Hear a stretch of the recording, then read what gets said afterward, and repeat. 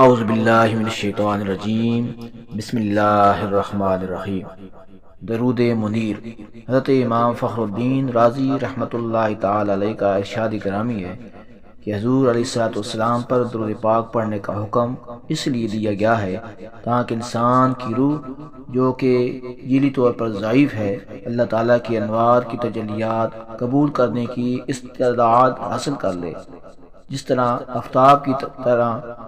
کی کرنیں مکان کی روشن دان سے اندر جھانکتی ہیں تو اس سے مکان کے در و دیوار روشن نہیں ہوتے، لیکن اگر اس مکان کے اندر پانی کا مشت یا آئینہ دیا جائے اور آفتاب کی کرنیں اس پر پڑیں تو اس کے عکس سے مکان کی چھت اور در و دیوار چمک اٹھیں گے۔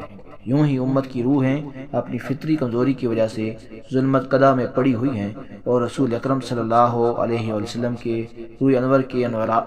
سے روشنی حاصل کر کے اپنے باطن کو چمکا لیتی ہیں، اور یہ استفادہ صرف درود پاک سے ہوتا ہے۔ اس لیے جو شخص اپنے باطن کو روشن کرنے کا خواہشمند ہو تو اسے چاہیے کہ اس درود پاک کا ورد کرے، کیونکہ اس کا ورد انسان کے باطن کو روشن کر دیتا ہے۔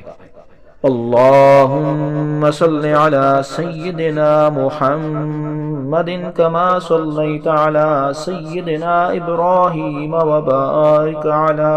سيدنا محمد على سيدنا محمد وعلى آل سيدنا محمد كما باركت على آل سيدنا إبراهيم في العالمين إنك حميد مجيد حميد مجيد عدد خلقك ورضا نفسك وزنة عرشك ومداد كلماتك وعدد ما ذكرك به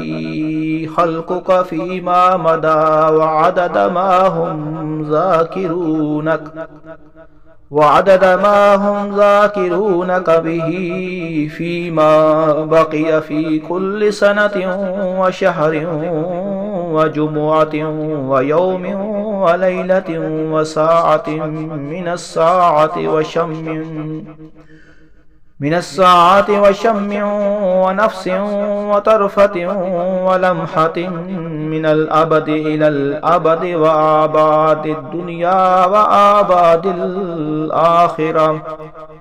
وآباد الآخرة وأكثر من ذلك لا ينقطع